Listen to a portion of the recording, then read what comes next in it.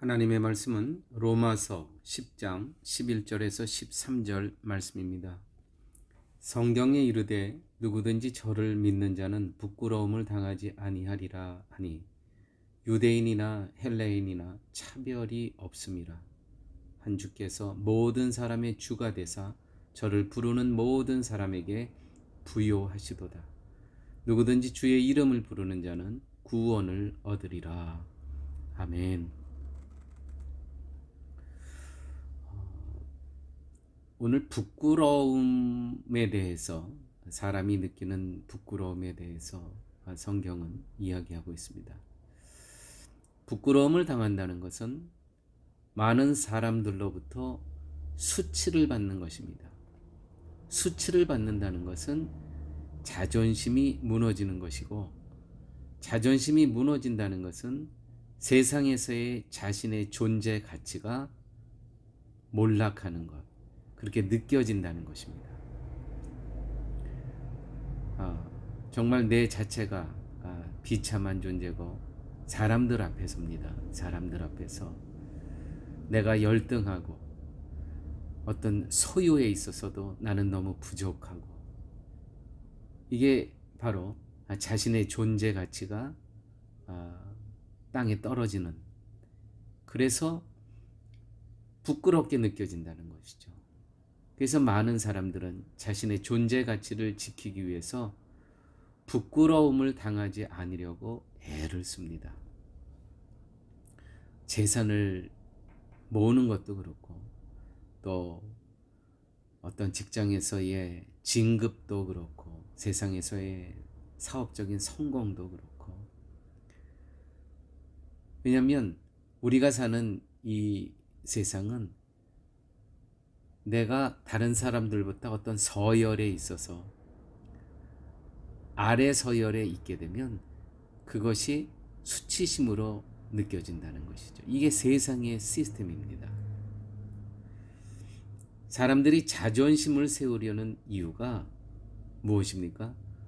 부끄러움을 당하지 않으라고, 여러 부분에서 더 높은 자리, 더 윗자리, 더 권력을 행사할 수 있는 자리, 이 자리를 차지하기 위해서 계속 노력하고, 그렇게 돼야만 부끄럽지 않다는 그러한 의식이 우리들에게 있습니다.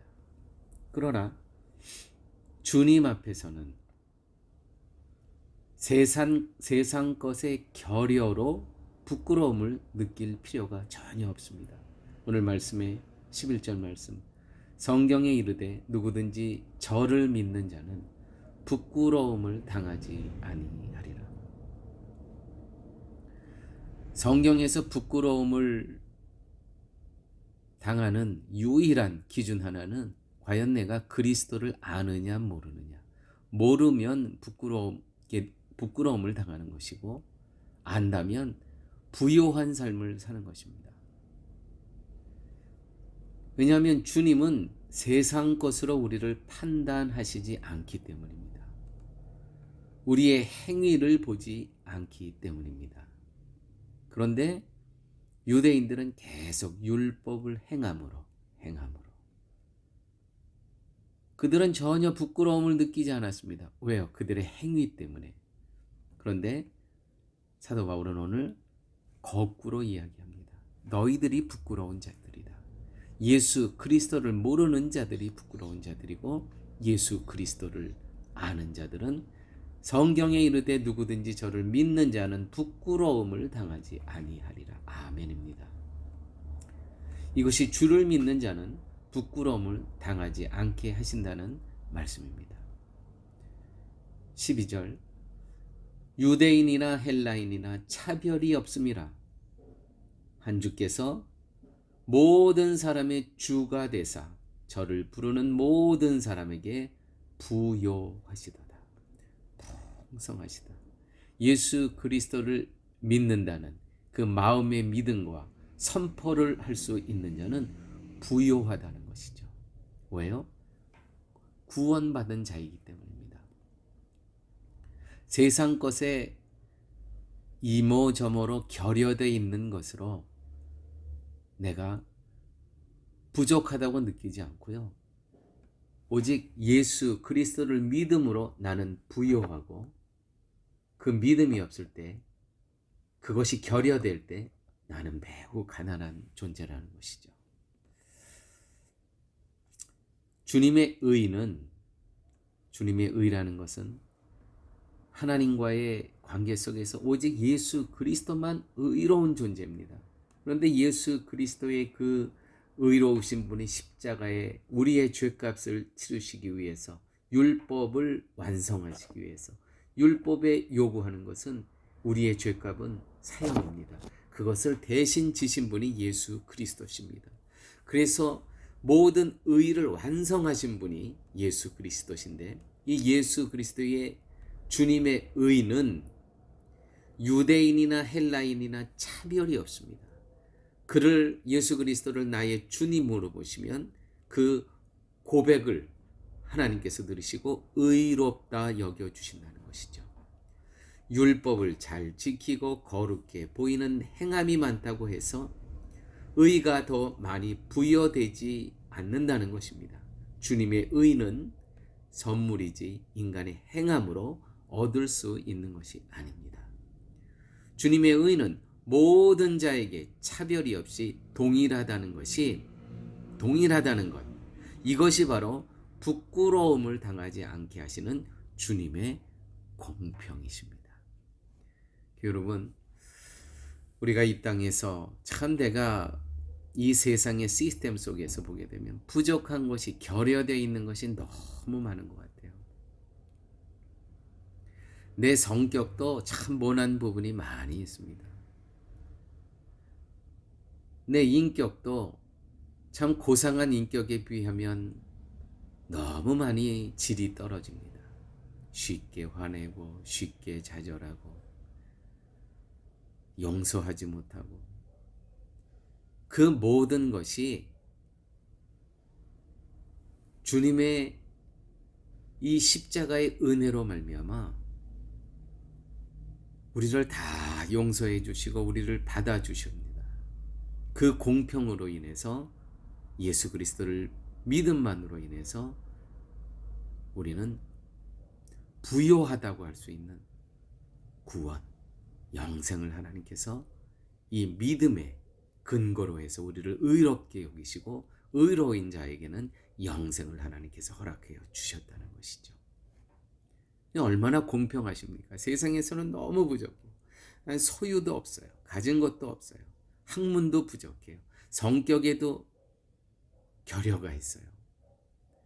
부족한 것 투성입니다. 우리의 가문은 참 너무 세상의 다른 가문보다 낮고, 나의 과거 너무 부족하고, 그런데 오직 예수 그리스도의 십자가의 은혜로, 그 은혜를 나에게 허락하여 주신 분이 예수 그리스도임을 고백할 때 하나님께서는 우리 모두를 의롭다 여겨주시는 것이죠. 여기는 유대인이나 헬라인이나 차별이 없습니다.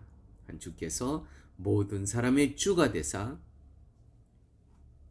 그를 부르는 자는 부요하게 하신다. 가장 큰 분자가 누굽니까? 재벌이 아니라 우리예요. 우리.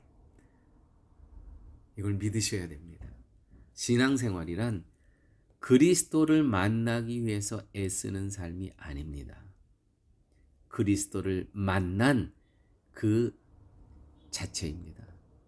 무슨 말씀이냐면, 우리 신앙생활에서 나는 오늘 그리스도를 만날래.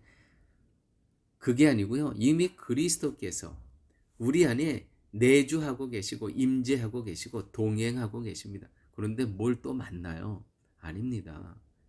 그분의 내 안에 지성소에서 오늘도 우리의 삶 속에서 동행하시고 우리의 삶 속에서 임재하고 계시다는 것이죠. 그리스도는 이미 선포된 말씀 안에서 우리에게 항상 우리의 삶 속에서 등장하고 계시기 때문입니다.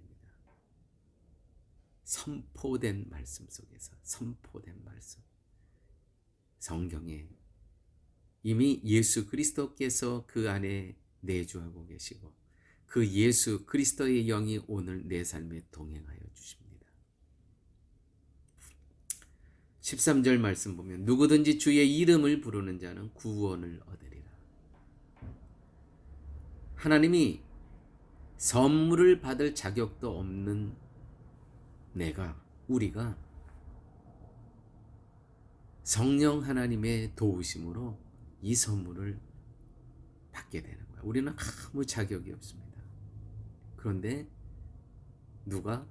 성령 하나님의 도우심으로. 성령 하나님은 믿게 하시는 분입니다. 우리 스스로 열정으로 열심으로 안 되는 겁니다. 성령 하나님이 이 2000년 전의 십자가의 사건을 믿게 하시는 것입니다. 주님의 이름을 부를 수 없는 자가 주님의 이름을 부릅니다. 참으로 못난 자고 하나님을 무시하고 그리스도의 피를 우습게 여기며 살았던 우리 아니겠습니까? 그런데 이런 우리가 주님의 이름을 부르며 살게 되었다는 것이죠. 이것이 하나님의 은혜입니다. 이 은혜 앞에서 우리는 부끄러워질 수밖에 없습니다. 이 은혜 앞에 부끄러워지면서 감사가 있습니다. 기쁨이 있습니다. 이 동시사건이죠. 사람들 앞에서 부끄러움을 당하지 않으려고 체면치레하고 자신을 가리고 위선하고 돈을 모으고 열심을 내려고 했던 나의 모습, 우리의 모습이 너무 부끄럽지 않으십니까? 주님 앞에서 진심으로 부끄러워하십시오. 그럴 때 우리 모두는 사람에 대해서 부요한 자로 살아가게 되는 것입니다. 사람들 앞에서 우리는 부요한 자. 십자가에 뽑으면 두 가지 마음이 공존해요. 하나님 황송합니다. 부끄럽다는 것이죠. 동시에 감사합니다. 이 마음을 갖고 살아가는 존재가 성도입니다. 함께 기도하십니다. 아버지 하나님 감사합니다. 오늘 말씀 속에서 누구든지 주의 이름을 부르는 자는 구원을 얻으리라. 아버지 감사합니다. 십자가 앞에서는 정말 나의 모습을 되돌아보면서 황송할 뿐입니다. 동시에 이 감사와 기쁨, 주위에 있는 많은 사람들과 함께 이 영생의 부요한 기쁨과 영생을 복을 누리며 나누며 살아갈 수 있는 저희의 삶 되게 하여 주옵소서. 예수님 이름으로 기도드렸습니다. 아멘.